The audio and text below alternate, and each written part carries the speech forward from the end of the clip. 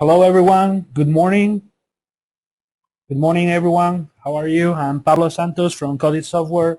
I'm here with Manu Lucio and also with David Anderson. Hello, David. Hello, how are you all? We're fine down here. How are you? We are great. Thank you very much, Pablo. Looking forward to it. Okay, so we're going to start now.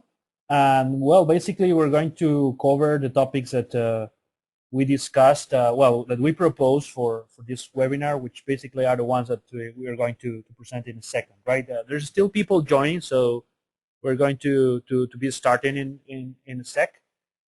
Okay, so, well, you can find David Anderson email here on the presentation, so in case you want to get in touch with us. Also, Manu, his Twitter account, and myself, you can reach me on Twitter at any time. And of course, guys, it will be great if you follow us on Twitter, so we always get, communications and announcements and everything there. So let's go with the agenda.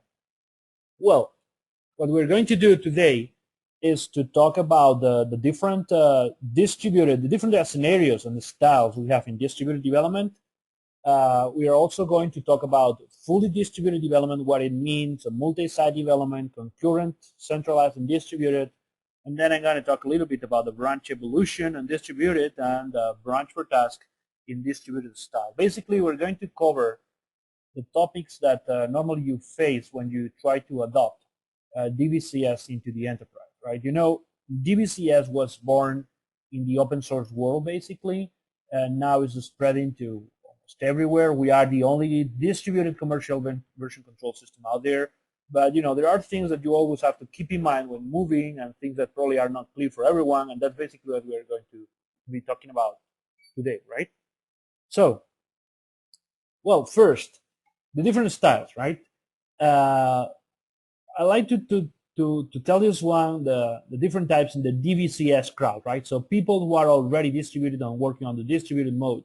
You can find the entire description in a blog post that we published yesterday, and basically we're going to cover all the points here, right? So first you have the social coders, basically the people who develop in distributed mode using some service like GitHub or Codeplex or something like that. They normally or typically they contribute to open source projects, and they have their own local repository on their machines, and then they push and pull. What I want to make clear here is that everyone has their own repository. There's another one on the cloud, and the operations people do are basically what you check in to create new changes. You do that on your local repository, and then you push to move things up, or you pull to bring things down, right? And that's basically what the social coder mechanism is about, right? Then you also have it's a little bit of a small joke, right? The wild ones.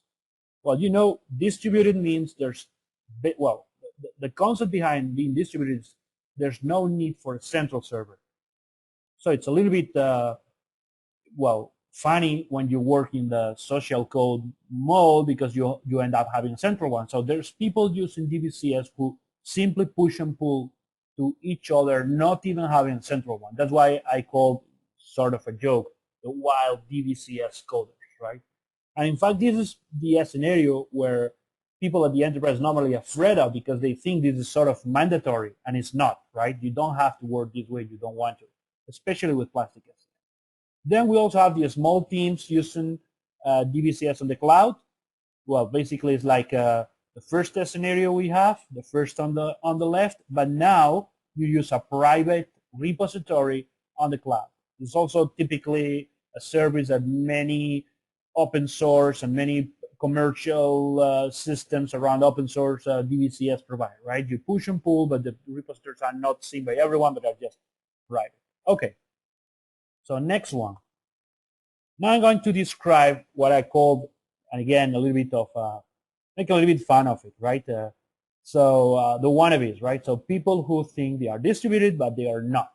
Okay, don't take it so serious, right? This is a little bit of just an introduction. So, well, one of them is a long distance centralized. We talk to developers on a daily basis, to companies here and there all over the world, and then you find people say, okay, but we are already distributed, so what's new in plasticscm? And then we find out that they have just people working across the internet of some sort of one network accessing to a server. Okay, guys, this is not working distributed. This is just centralized, but you know, from a long distance. Basically, you only get one benefit here, which is it's slower. So it's kind of funny, right? Okay, then you also have the Centralized Plus VPN, which is basically the same thing, but someone accessing, someone which could be an individual or a team accessing through a VPN, right? Okay, again, this is not really a distributed scenario. This is just, again, centralized. You also get what we call here the old school multi-site, right? And I said old school thinking about products like the good old clear case and systems like that, right? Where they used to have, they still have multi-site, but multi-site was not exactly the same thing as distributed. Multi-site means you can replicate things back and forth between the two servers, but under strict rules. Basically, normally you have some sort of mastership, which means if you are the master of a branch, you can make changes on the branch. If you are not, you can't. That's a concept that simply, I mean, it was there to make things a little bit simpler, but now with the newer DBCS technology, you don't need to put these kind of restrictions. And also, normally it's a little bit more difficult to set up and to maintain and to keep everything in sync. So that's what I said, old school. That's a little bit better than the others, but it's still not fully distributed. Now a really funny one. Okay, you know it's possible for many systems. We can also do that with plastic as an option, although we prefer the distributed way. You can have several developers working against a central server, but since they are outside the network, they end up using some sort of proxy. Okay, it's a benefit compared to not having a proxy, of course, but that's not distributed either. I mean, the thing is that if you want to check in and the connection between the proxy and the central server is gone, you can't check it. So, well, that's a reason why we highlight that, is because several version control systems out there that say, okay, we support centralized scenarios, when what they're doing is basically, introducing a proxy. Actually, we like to use proxies, but under different conditions. When we have a really huge central server, lots and lots of developers connected to it on different network sections, then we introduce proxy servers on the network sections if the teams don't want to have their own distributed ones. But we do that on site. I mean, not even across different locations or something like that. It's just an option, right? Okay. And then at the end, we have what we call the outsiders, which means, okay, people who are not distributed but don't really care about it. First one is what we call the Lonesome Cowboy, which is a developer who just check-ins go to a repository. Okay, he's alone, just checking in. Well, he's not distributed, he's just alone. The second one is the guy doing exactly the same thing but using a Dbcs. Again, not contributing to a project or something, so it's still alone, it's still, still not Dbcs. I mean, still not distributed, even if he uses Dbcs. We have the good old locally centralized, which is perfectly good perfectly fine for a lot of teams out there. And then sort of fun, we put here the why you did this to me, guys, which is basically, this guy, it happens a lot on gaming companies when you have, artists who just use the version control, but they are not experts and don't want to be experts anyway. So, they were happy just doing checking to their subversion or something like that, and now they have to do checking and push, and they get a little bit confused. That's basically what I wanted to write down here, right? So that's a little bit about it, right? So, well, that's basically this initial part. So let's jump into what I said, that distributed for the enterprise modes, and that's basically what we're going to be talking about. Remember, at the beginning we said many companies out there think, okay, if I go the distributed way, I have to work, with repositories everywhere, and then I cannot control the growth of the repositories or the access to the repositories because everyone has the entire repository in their machine. Well, that's not necessarily true.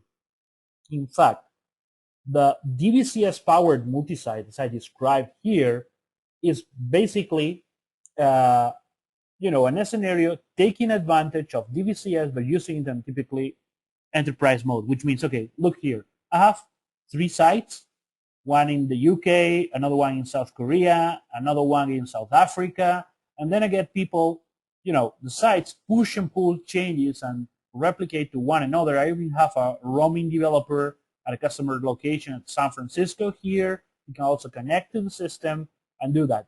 The main advantage here is that you can cut the cable or the network can go slow and teams can still proceed, can still work. But at each location, they are just using centralized, which is maybe what they need, because distributed is very, very good, but it's not always a solution for everyone, right? So what we introduced with plasticscm, what we support in plasticscm for a long time, is the ability to work in all the modes together. Well, I don't know if you have any questions so far, guys. If you do, please feel free to ask. I don't know if anyone want to say anything. David, are you still there? Want to comment anything about this? I'll just, okay. The mic is open for you. No, at the moment I think we're good, but I reserve the right to hold back later. Okay, excellent. So, okay, well, okay, let's just proceed then. Let's go to the next topic. Well, the Dbcs myths, right? So, well, I'd like to share with you something. Well, there's another blog post we wrote about it, and it's basically some of the myths that people, several companies used to have in mind, saying, these are the things that a Dbcs can do. And that's the things that we focus on solving in plasticscm. There are 5 interesting things here to keep in mind, right? And are the 5 ones you have there.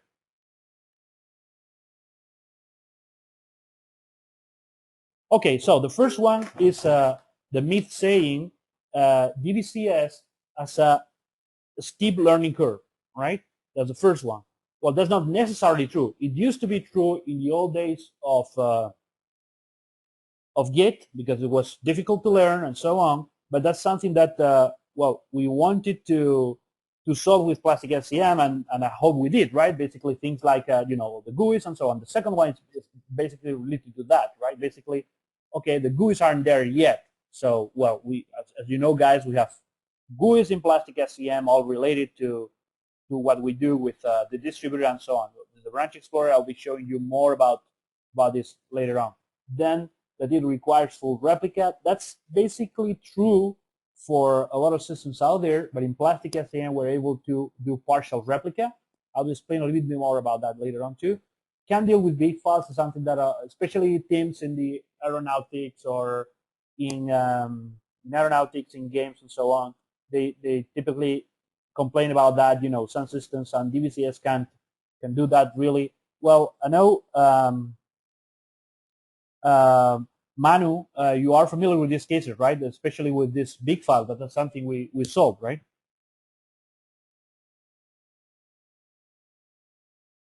Manu? Yeah, actually, it's a very big problem.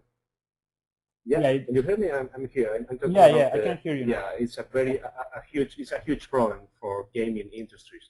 It's awful how big binary files are handled. For example, under Git.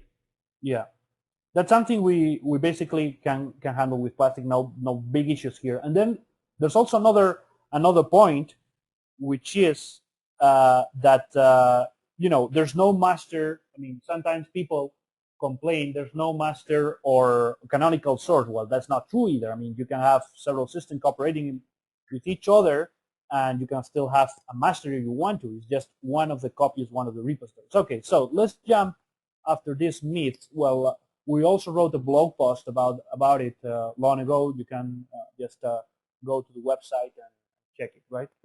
So, well, what's fully distributed development then? Okay, by fully distributed development, we understand the scenario where all developers have their own repository. This is doable with Git, Mercurial, with plasticscm. You can have your own repository at your own machine. It's of course very, very interesting for open source development. In enterprises or experiences, that is not something you will do with everyone in the team, unless it's a very tiny team, right? But in a team of 1,000 people or something like that, 200 people, maybe even 80 people, what you will normally do is that most of the people will just work connected to the central server, to the server at their site, and they can have several ones. And then maybe some people in the team will work replicated. Typically people who sometimes work from home, typically people that, power developers, people that maybe have to go to customer side and make some sort of hot fix or something like that there. That's where they will be using it. So there's no really need to think this is the only way to proceed. Okay. And then multi-site, as I said before, that's something you can do with Plastic. Okay, you have all the developers here work in central mode, all the developers here work in central mode, and then you push changes back and forth. And I'll be describing later on how these replicas actually happen. This is not ClearKit style anymore, right? I said multi-site because, it's a very typical term that everyone is aware of. But I'm not talking about the typical thing you will do with CC, right?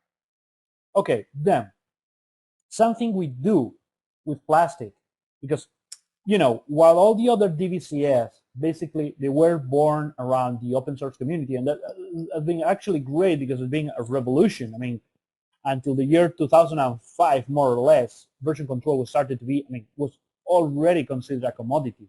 And after that, all the teams we get in touch to, they really think it's an advantage, right? It's a competitive advantage, and that's how the industry is basically thinking about version control these days, which I think is good, right? So the thing is, plasticscm can work in distributed way and in centralized mode, but it's not something you have to choose. I mean, it's not you install Plastic in distributed way or you install Plastic in centralized way. You basically can work in both ways at the same time. Of course, needless to say, what I have here on the screen, right? That is very superior to the proxy-based technology because you have the full replica, be able to replicate back and forth and so on. So far, okay. While I'm trying to keep the conversation as high level as possible, of course, I like to share some thoughts about plasticscm, right? So it's the only system able to work in the two modes concurrently. So you can have things like this, right? You can have a site in London, another one in South Africa, and then the teams will go and push and pull. But you can have someone else, and of course, it's not limited to having just one person. I mean, it could be like tens or hundreds of them working from just their laptops. I mean, having a server on their laptop. In fact, one of the things why Plastic is so flexible, plasticscm is so flexible, you can have the same binary, the same plasticscm binary can be installed in a big corporate server, using, 30 gigabytes of RAM to actually serve 1,500, 1,500 developers at the same time, or it can be using just 80 megabytes in your laptop using a SQLite embedded database. Or of course, when you run it on a corporate server, you will be using something like MySQL or SQL Server or something like that. So developers at the main sites can work centralized, the different sites use the distributed, and roaming developers, as I like to call them, can be fully distributed too. Okay, so this is basically why we said we combine the best of the two worlds, because we don't force you to move to distributed if you don't want to, but we open the doors to do it, and even doing it gradually if you like. In some game development teams and also aerospace and so on, they have such a big repositories, working areas, workspaces are so big too that people don't want to have full replicas everywhere. So only a few guys will be working this way, and basically everyone will just have a working copy, saving a little bit of disk space and so on. Okay, questions so far?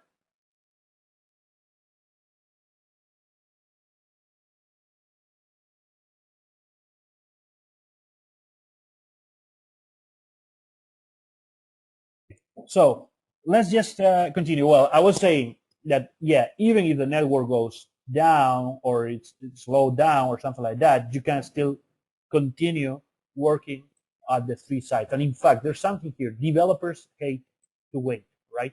If you have to check in and then it takes like 2 minutes to complete your check-in, that's not good for productivity. That's very frustrating, right? And that's something we developers try to avoid, right? As much as possible. Okay, some examples of real-world multi-site. Well, several examples are, for instance, connecting distant locations. forget about having proxies. Just have a couple of replicated servers and they will work much better this way.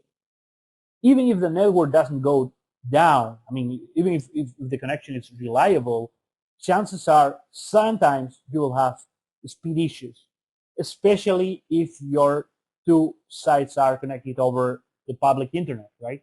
I mean, you have some sort of private link, normally very expensive or something. Maybe it's better, right? But if it's over the internet, you know, the remote developers won't be so happy. Basically, not only because of the bandwidth, which could be great, right? Also because of the latency. Most of the operations you do on version control, like calculating a diff or accessing remote data or doing an update, relies on, you know, having low latency. So that's why having a server as close to you as possible is good. It can also be used to set in live replicas, something like, you know, fallback mechanism.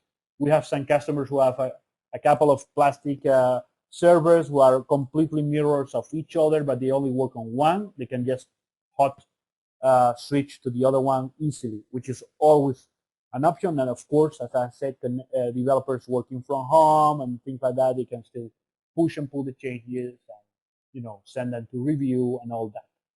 Okay, which is pretty comfortable. Okay, so these are some real world examples.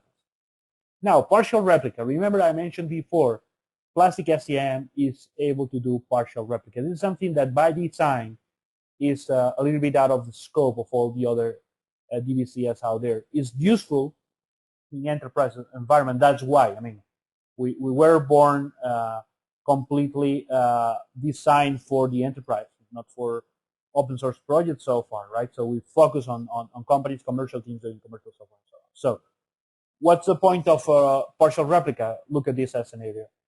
We have a couple of servers on two different locations on a company called Super Secret, right? And then I have here the main site, and then I decide to replicate only branch 2. We can do that. In fact, we explained that in this post, partial replica, just was sent, well, we just posted like a month ago or so, but it's been there for a while, right, for a long time. And the point is that you can have this partial replica only with part of the long history, of course, with an entire working copy. I mean, you will have an entire working tree, so you'll be able to check in and create branches and everything.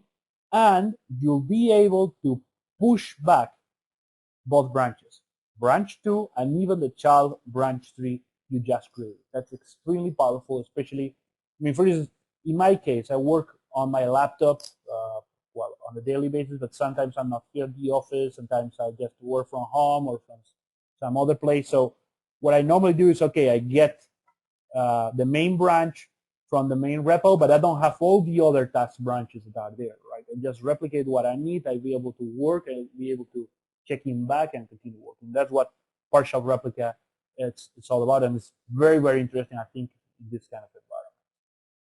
Now, let's go a little bit deeper. We're going to get a little bit more serious about it, right? So, branch evolution on distributed version control. Okay, I'm going to explain, because one of the things you probably have in mind is, okay, guys, I replicate a branch from the main site, I put it on my laptop, then I make a modification on the branch. What happens when I sync back? What happens when I push back, right? How this thing handles the conflicts. And that's basically what I'm going to explain here. Okay, let's start from a clean scenario. You have one branch with one chain set on location A. Now you go and push it to location B. At this point, they are complete, I mean, they are exactly the same thing. They are mirrors, right? So suppose now the guys at location A create a couple of new chain sets, 1 and 2. If they push, they'll be pushing the two chain sets there. Suppose now the guys at location B create a new chain set number 3. I'm using the numbers here as if they were global unique numbers, right? Internally, plasticscm will use GUIDs, global unique identifiers. We also have chain set numbers, but they are not unique across sites, right? But the GUIDs are, right? Okay, so from a logical point of view, now you go and create the chain set 3, which is colored in green. Then you push back to repo A, or the guys here pull from repo B, and then they will get this. So You can completely avoid conflicts if you work in this way. Of course, you cannot always guarantee people it's going to work in this way, and we'll be describing a couple of alternatives later on. Now, I guess, well, I don't know if you have questions now. If you have questions, please don't be shy, just ask, right? Okay, you know you can just ask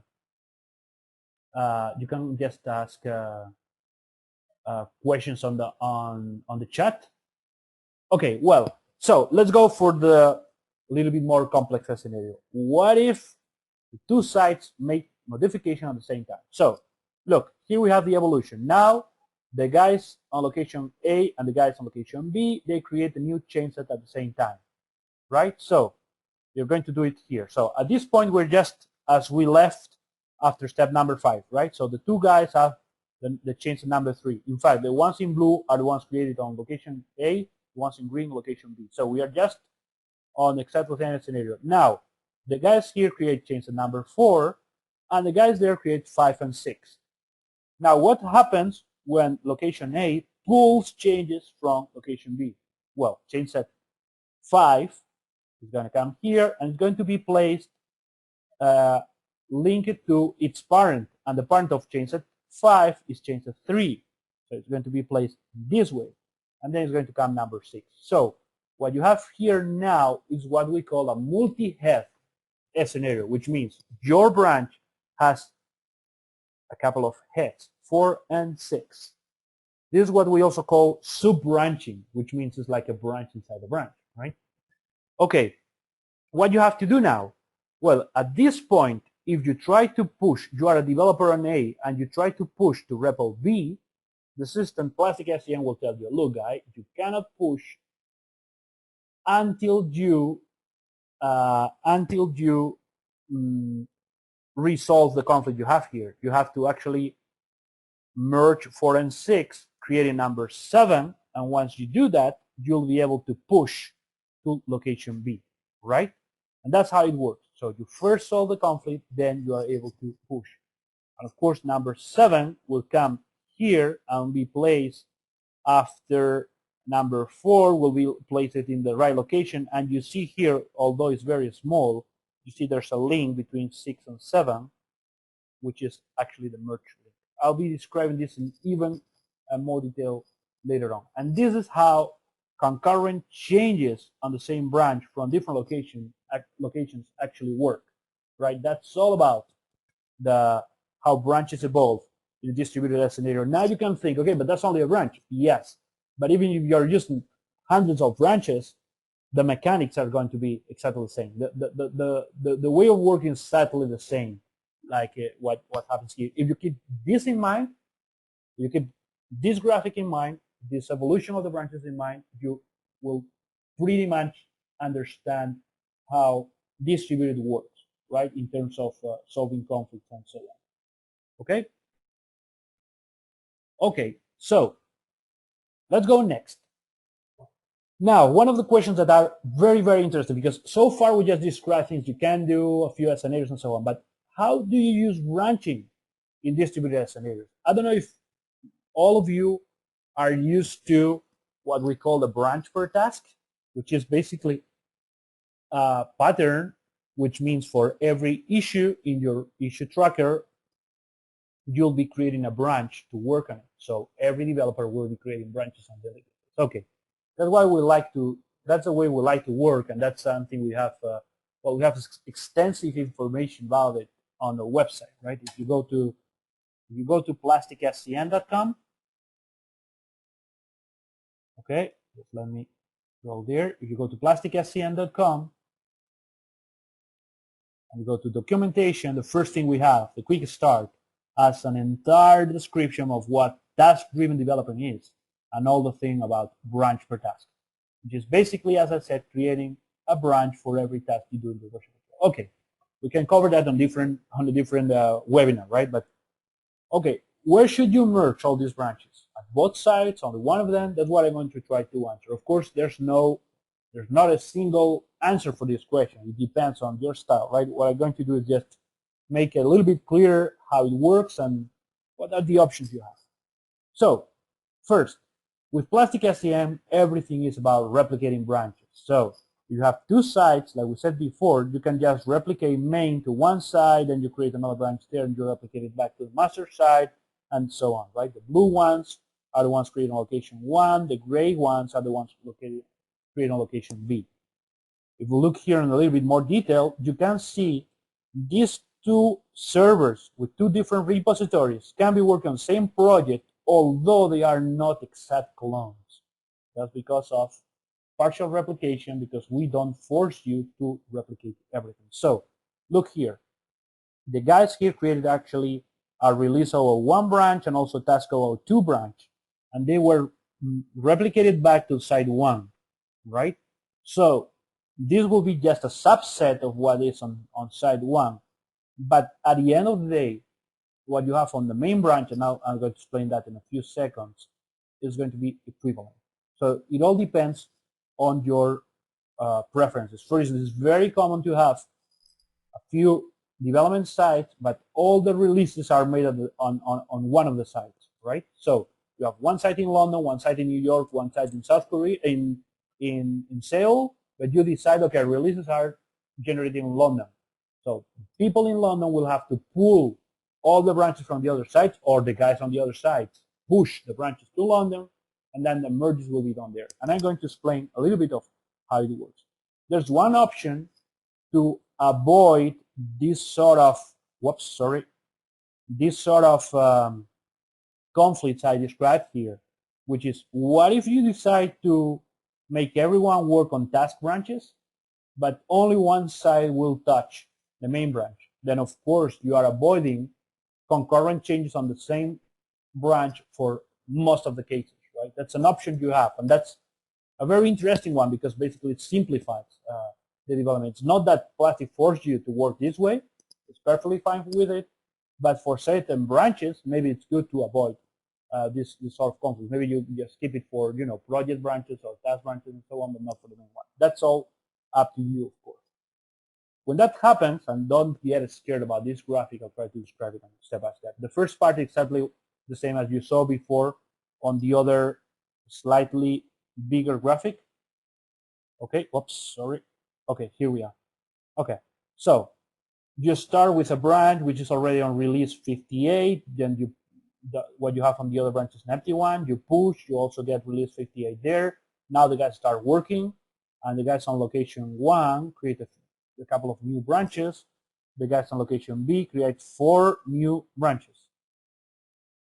Okay? So what happens when it's time to merge?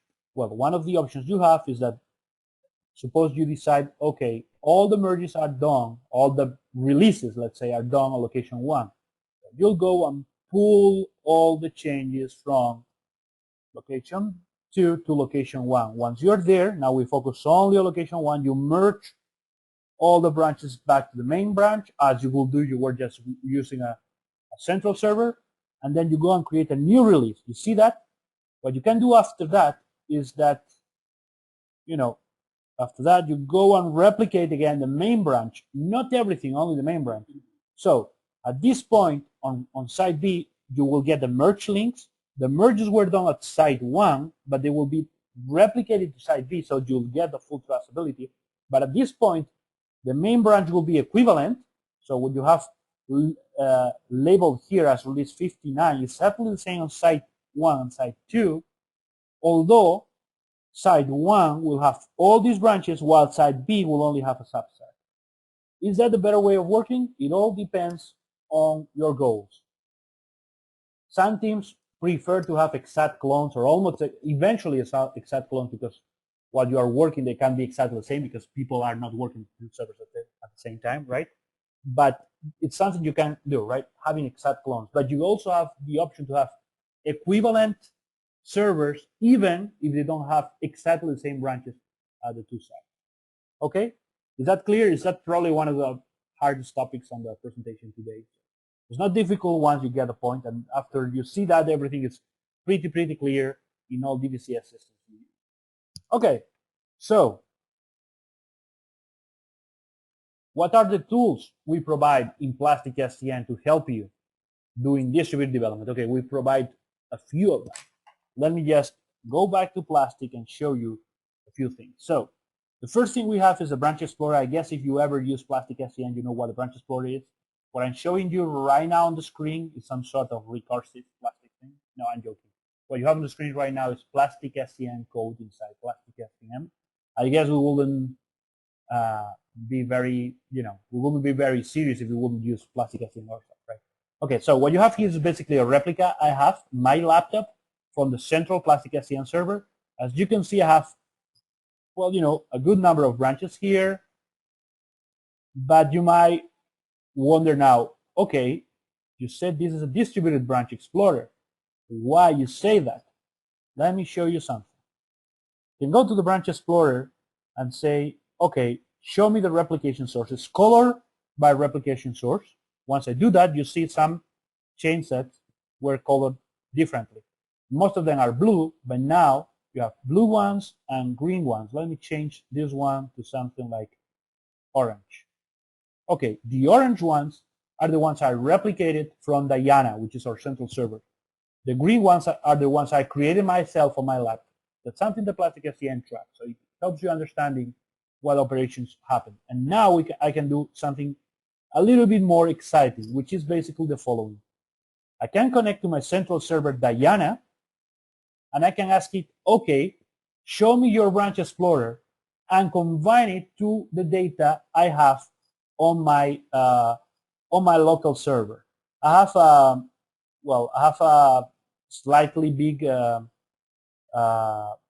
filter here, but it's more special is that I'm hooked up through the wireless, and then it's not as fast. But what you're going to see right now is basically a much bigger branch explorer. You see, it was almost empty there before, but now I have a huge number of branches. You see that? This is the central repository combined to what I have on my system. And as you can see, I see some changes now. Well, I see much more colors because there are much more sources here. All the servers we use. Basically, in our team, most of the developers, not all of them, but many of them use their own server. So we keep track of where the changes were done. As you can see here, I'm seeing on my branch explorer changes that are coming from other servers, from central server. I don't have it here. So that's why it's rendered this way with a dashed line, right? The beautiful thing here is that even that is remote, I can have it rendered on my machine, and I can also go and diff it. So I can go and diff a change set remotely. This operation is not going against my local server, but against a the central one. I can go and check the differences, and it's getting everything from the remote server. So I can seamlessly check what's going on. Once I'm done with that, I just have to, go back to my list and check the information for Diana, and my local branch explorer will be rendered again on a much cleaner way. All right, and that's basically what we call it, the distributed branch explorer. Of course, there are some other things I can do. Like, for instance, I can go and right-click on a branch and say Branch Explorer, show remote change sets in current branch from Diana. What is going to happen here is that instead of the entire Branch Explorer, I'm just seeing the remote change sets on that branch, right? This is one of the things we focus with plasticscm, and these are some of the things you can do with other tools. All the visualization is very, very powerful. Well, the Branch Explorer is pretty neat for developers, but if you need to keep several repositories in sync, you better go and create some scripts from the command line, or you go to what we call sync replication view. What the sync replication view does is something like, okay, look, I have my localhost server, I have the Diana server, and I have created some pairs of repositories saying, you have to replicate Codis against Codis, never third party against never third party, and so on. So when you go and click on one of those, it will tell you which are the branches you have to push or pull. So basically, outgoing changes mean changes I have on my server, on my repository that were not pushed to Diana. Incoming changes are changes that I have on Diana that I don't have in my server. In my case, you see the numbers are pretty big. because remember I'm working with partial replication. So there are 4,200 files, sorry, branches that I didn't replicate for the central server into mine because basically I don't care about that. Of course, I can filter. So the typical thing I do is something like, okay, filter by main, and then I see, okay, there's only one chain set from Nerva third party, which is our third party repo. I can still go and diff it and say, okay, what's here? I say, look, there are some Debian files that we are using to generate server builds, right? On Linux, for instance. And well, I can diff it, although it's on central server. And of course, after that, I can just go and push the and pull the branch. So we'll do that. I can go and pull the branch, and replication will work, and we'll retrieve the remote data. And after that, we'll push it on my server, and then I will be in sync in that branch. Okay? So sync view is very, very, very useful for all the distributed operations. Okay, so that's most of what we have for today. And okay, now it's your turn if you have questions, guys. So please, let's go. It's been about 30 minutes of talking on my side. So now if you want to ask questions, it's your turn. Well, David, I'll open your mic just in case you want to say something too. And of course, if everyone feels like asking questions on the chat or voice, you are free to do it. Just raise your hand or just type on the chat. David, anything to add from the most, let's say, enterprise point of view? Yeah, no, I think from the enterprise point of view, Pablo, the thing that I'd like to mention is that one of the clear advantages that plasticscm has is the ability to work both in the distributed and a central mode. In other words, Git, for example, does a great job of distribution, but cannot handle the centralized mode pattern. And in an enterprise, you inevitably end up having a master somewhere, and inevitably have a large team sitting co-located in an office somewhere, and therefore need to be connected, and probably easier to connect to the same repository. So the ability for us to be able to do a combination of both is a clear advantage for plasticscm. That's what I wanted to mention. Okay, great. Okay, guys, any other questions? Well, we recorded the webinar, so we'll publish it on our YouTube channel. So just in case you want to check it later on, and I'll also upload the slides, right? Just in case you want to use them. Of course, if you feel like asking questions, well, you know you can always reach us and so on. But if you have questions now, we are happy to answer. Okay. No questions? Okay. Okay, one question. Manu, can you read it and? Yeah. So Plácido is asking us if I'm working with an open source repository with more than 15 users, will I be able to color all users, even the users who are invalid to my license? Yes, it doesn't. It is not dependent on your license. It's dependent on the users that are working on the distributed server. So you will be able to color over all of them. Yes, you know what we do in Plastic is the following. If you have, I mean, what the free license for open source or for small teams means with 15 users, that you can only have 15 active users. But suppose, as you know, it's a repository that you pulled from GitHub, and it's a big one. I mean, there's no limitation on that. The limitation is about the users that are actually using plasticscm, not the number of historical users you get on a GitHub repository, for instance. Okay, more questions?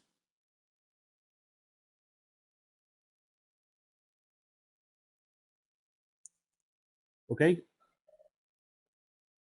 Okay, guys, so if there are no other questions, we'll be finishing here today.